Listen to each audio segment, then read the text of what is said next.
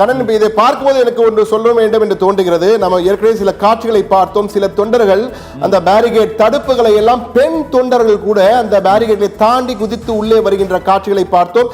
தற்போது அந்த காட்சியிலும் ஒரு கட்டத்திலே நம்முடைய டைரக்டர் போடுவார் என்று நினைக்கிறேன்.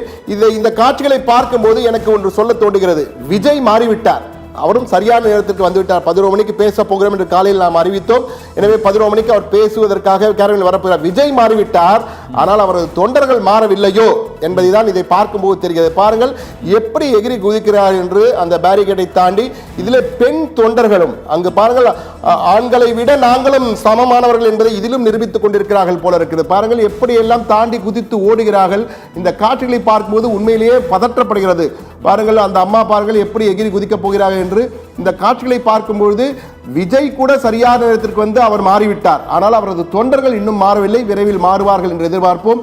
என்றால் நாஞ்சில் சம்பத் சொன்னது போல வெல்வெட்டில் வைக்கப்பட்ட வைரமாக விஜய் இருக்கிறார்.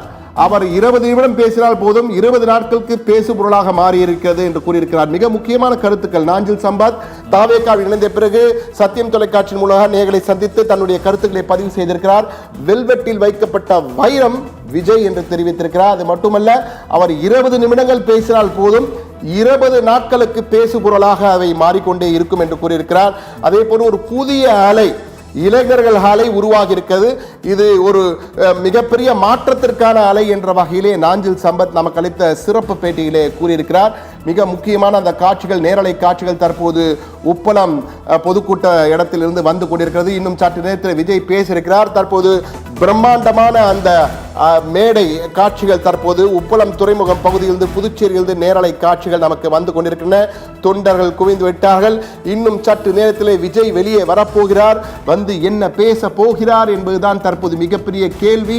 நமது தலைமை செய்தி ஆசிரியர் கண்ணன் பல தகவல்களை வைத்திருக்கிறார். என்ன பேச வாய்ப்பு இருக்கிறது என்ற தகவலை வைத்திருக்கிறார்.